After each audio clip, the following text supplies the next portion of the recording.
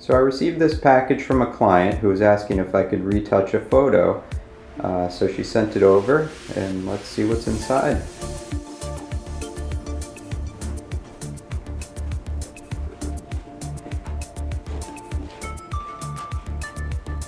Just be careful getting it out.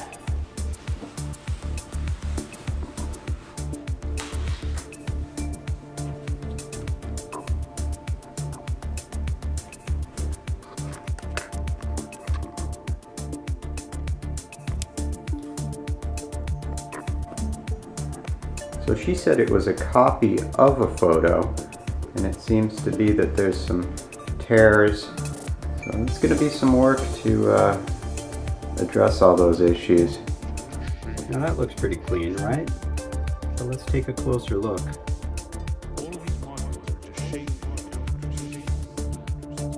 It's actually pretty filthy. And remember, this cushioned pressure plate needs to go in the top. We're not scanning negatives this time, so it needs to push it flat.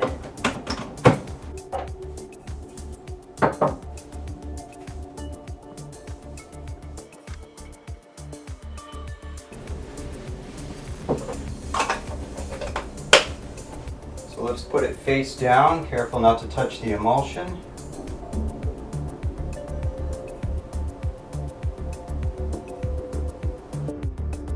Make sure you line it up. Sides should be parallel. Less work afterwards.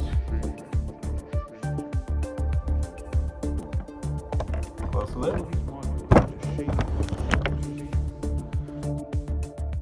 And here we are in the Epson Scan software. This time we're not using film, so we're going to have to change this setting over to reflective.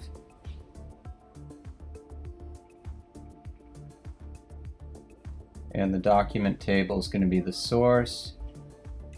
We're going to change that to photo.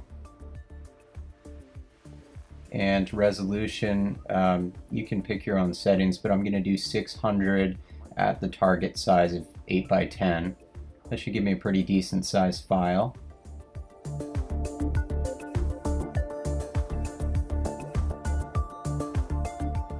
And after you've gotten that set, we can just go ahead and click preview on the bottom left, and that's going to give us a pretty quick view of the photo.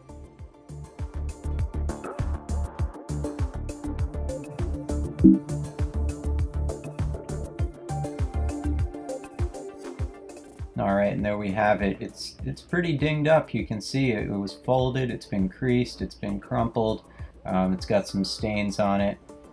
So I'm going to highlight it, and this is the area that we're going to scan. You want to keep a little bit of the edge around there. That'll help you with the histogram. The histogram settings down here, I'm not going to go into as much detail between that and the curves and the tone selection because I covered that in the scanning video. So if you need to brush up on that, just go to the scanning video. It's basically telling us what we're not going to clip. So slide that over. You don't want to be clipping your highlights. Scan flat. Slide over the midtones until you get the right tonal range. And click OK. You can adjust the curves if you want to. I don't think it needs adjustment here. And once you've done all that, you can click Scan and go grab a snack or something. And after you do push Scan, this box is going to ask you where to save it and what to save it as. You can save it wherever you want and just save it as a TIFF. That way we're not compressing it as a JPEG.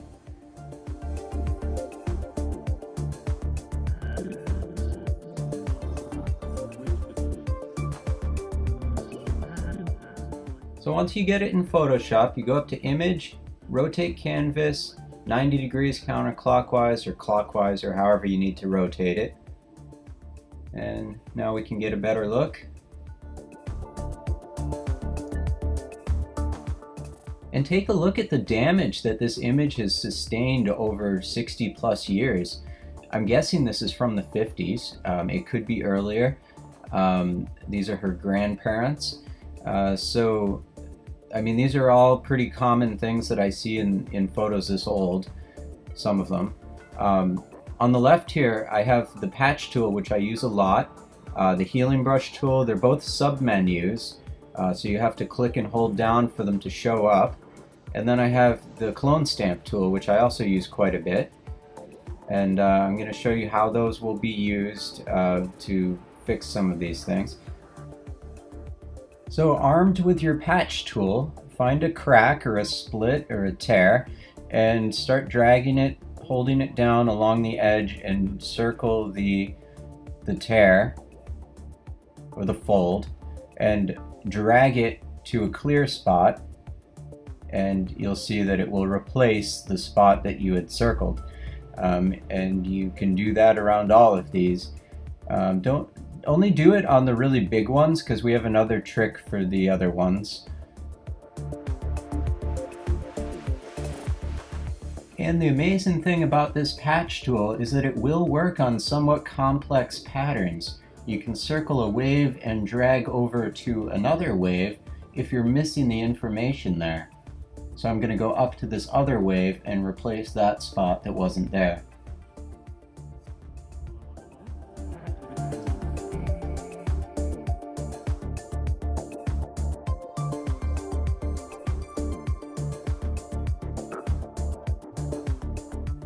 And you see I can also drag it sideways,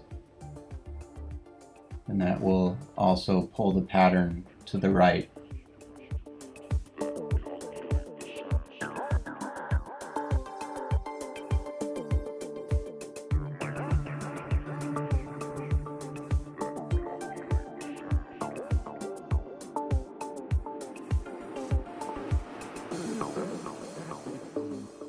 Now you'll have areas that are larger gaps in the emulsion where your patch tool isn't really going to work, because it's going to average the gradients, and you're going to end up with a color that's in between, so it's not going to be quite right. In this case, you're going to have to actually manually copy an area next to it and drag it over on a new layer, and then you can mask out and kind of feather the edges so it fits in seamlessly.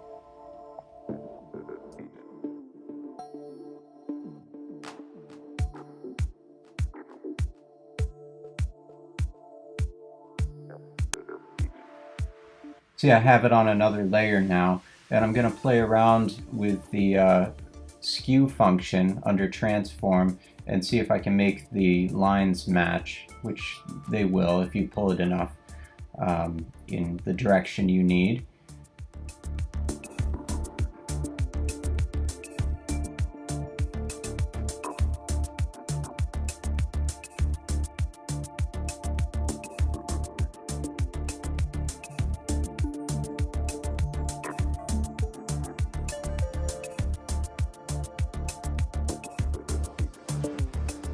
Now over below my layers window, I'm going to add a mask onto that upper layer with the patch that I've made.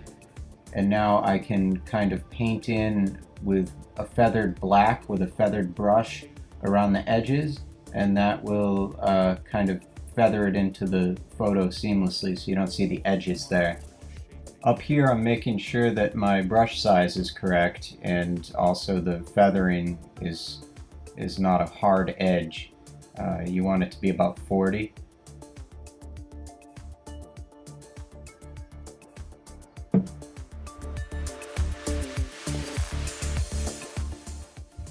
And if we zoom out, you can see it's gone. Between using that custom patch that I made and the healing brush, I was able to get rid of it altogether.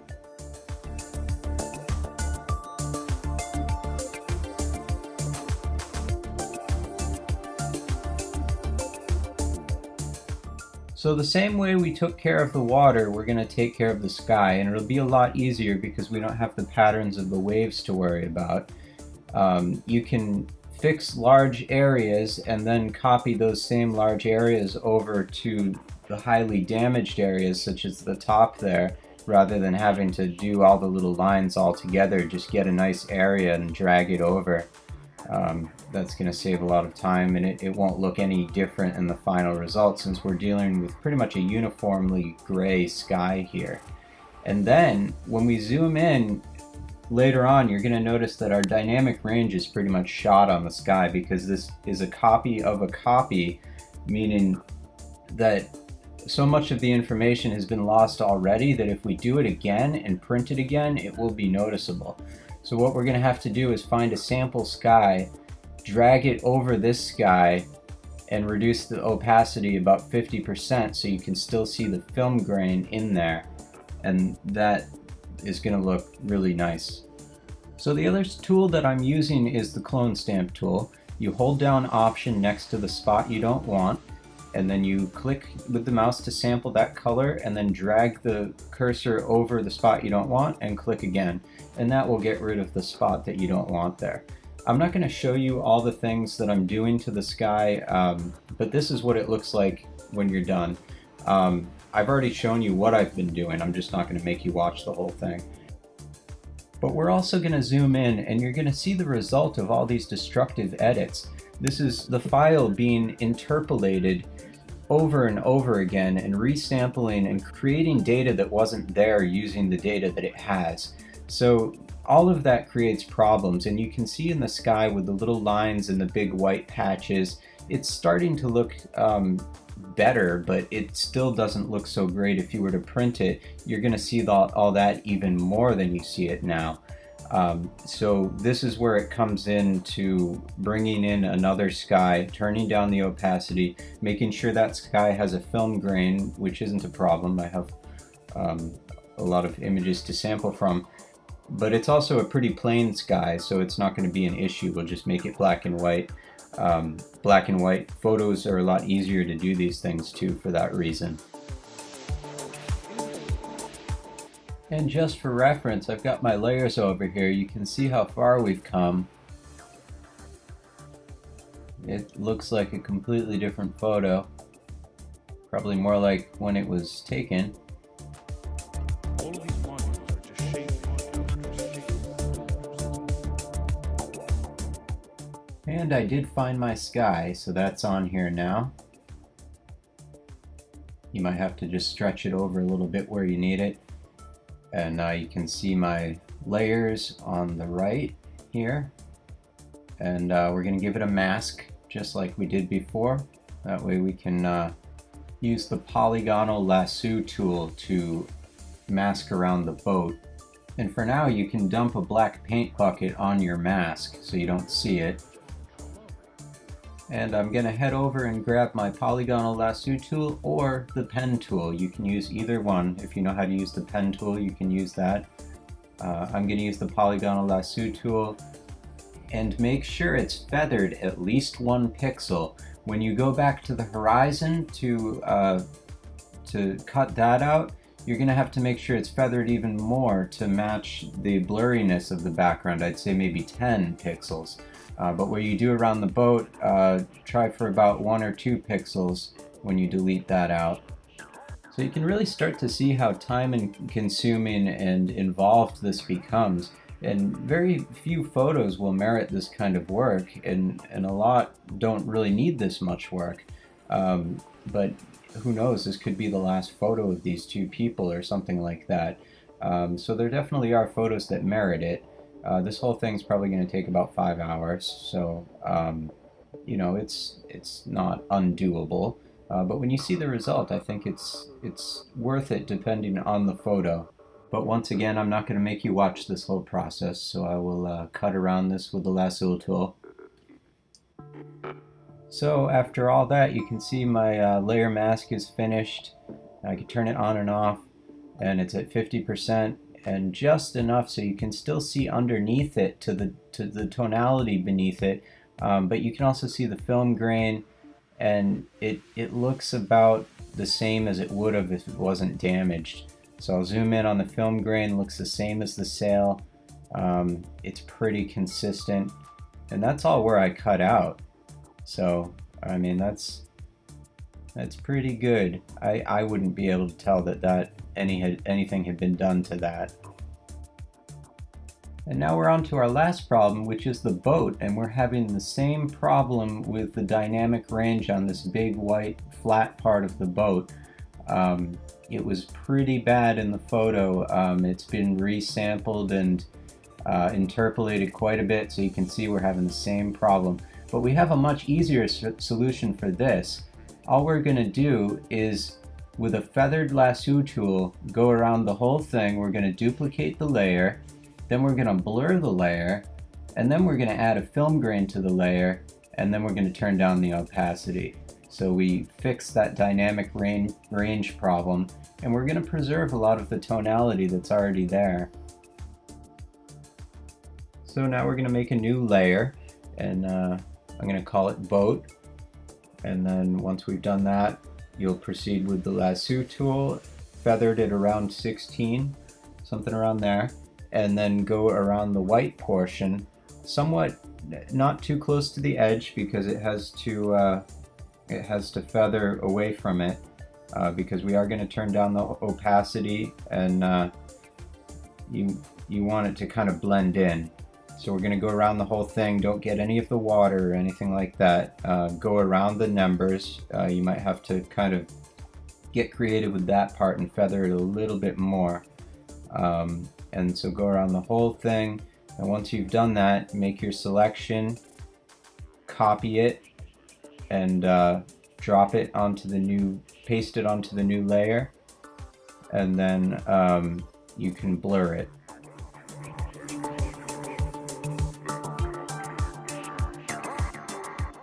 Make sure you're on the right layer that you want to copy,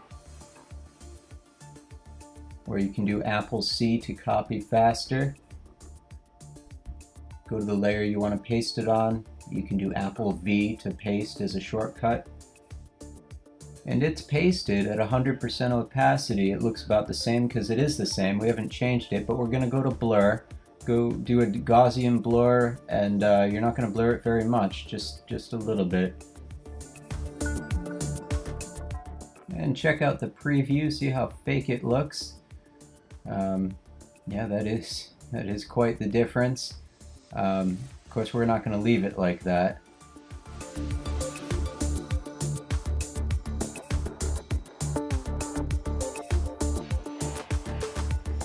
And then we're going to go to the filter gallery, go to texture, and select grain. And watch that intensity. You don't want it too high. You can crank it way up, way too much. Shoot for some film grain texture.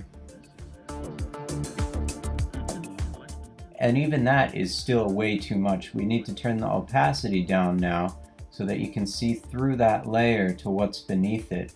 And between the two, it's going to fill everything in to give us a much nicer tonal range. And when you zoom in, there's that film grain, just like in a real photo.